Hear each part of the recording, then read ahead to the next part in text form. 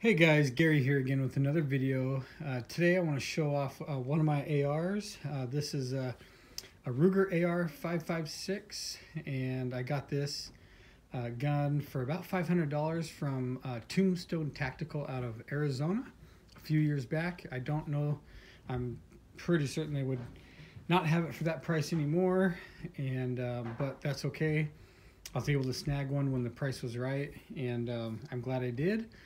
Of course, it came stock with no accessories or scope. It was just a regular, just your standard stock grip and plastic rail or plastic handguard and muzzle brake. But here's a few things I did to mine, and I just want to show you guys.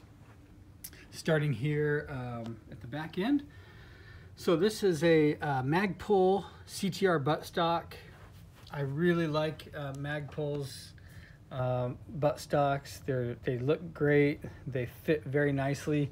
This one here, opposed to the STR, this one's got the extra clamp right here, and I think the STR does not have this part.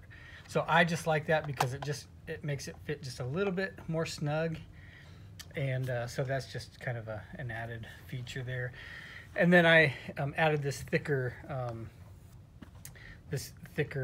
butt plate, or whatever you want to call that, right on the back end of that, just because I just wanted it to look a little beefier and nicer. And then LaRue Tactical makes these risers, and they're out of Texas, LaRue Tactical. And I really like this one because it's perfect for you can see how the scope sits up pretty high. And I like this one because it actually, when you pull the charging handle back, this will not interfere. This is spring loaded, so it's going to go back when you pull that charging handle back to load your first round. So yeah, it just looks good. It's a nice fit, and and it works really well. It's the perfect cheek riser for this scope and for my platform here. So yeah, and then just went with the MOE plus Magpul grip. It's got the serrated front and back. These are rubberized grips, and I like Magpul's grips. There's tons out there that you can choose from, but I just like the rubberized ones. I like Magpul's. I like the little storage compartment here on the bottom.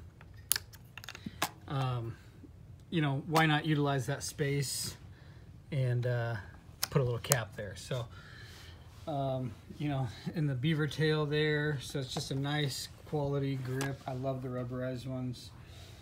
This is a Mission First Tactical Flat Dark Earth magazine. I tried to match the Magpul stock and grip as best I could. You can see here, it's not perfect, but actually in person it does look a little bit better than it does here on the screen. But I just wanted to match that up the best I could, and so it's a pretty close match. It's not perfect, but it is what it is. As far as the rail goes, this is a UTG 13-inch free float rail, M-lock, and so you can kind of see it's pretty standard. Nothing too fancy or crazy about it. I do like the divots here and the extra lines that are in here. It's just kind of got a cool look to it, and it's that way, like all the way around. And I did have to add this extra couple-inch piece separately to mount my flashlight, but yeah, it's working out really well. Perfect length, it looks great. And then going back to the flashlight here, I went with the Streamlight TLR4, and this is a flashlight laser combo. You can have just the flashlight, you can have just the laser, you can have both. It takes forgive me if I don't know this, CTR or CTT, I forget what kind of battery this thing takes, and I actually took it out earlier. So but yeah, it's I think it's like a 500 lumen flashlight, and I really like this thing. It fits on very nicely. This thing has never come loose. It's always stayed on there nice and tight and snug with just by hand tightening it. I don't even have to use, like, you know, you can use a quarter or whatever you want in there to tighten that up, but I always just hand tighten it, and this thing has never come loose. So highly recommend the Streamlight accessories. And also, when it does come to accessories, this is just kind of a side personal preference. I always like battery operated things instead of things you have to plug in and charge, just because over time that charge is going to wear down and not last and hold as long as they do in the beginning. So, you know, I want something that's I can throw a new battery in and it's going to last just as long every time. You know, not something that's going to get old and wear down over time. So this is just a personal preference. But yeah, Streamlight, I like how compact this thing is, and the price point was perfect. And I thought, you know, for my AR, I need to add something. I need to add some sort of flashlight and laser to it, so that's what I went with. As far as the muzzle brake, the one it came with was just about, you know, so long here, and it was just a simple A2 flash hider. This one here is about 3/4 of an inch longer. It's a little beefier, a little just cooler looking. You know, it's not just the standard ones that come on these things, and wanted something that was gonna, you know, be a little longer and just look a little nicer. And this thing works really great too. So Daniel Defense. This is the brand on this one here. So, and then moving up here to my scope, I went with a Burris AR536, or yeah, 536 Burris AR536. This scope is designed for the AR platform. It's a very just cool, tactical looking scope, but the functionality of it is just, you know, pretty amazing.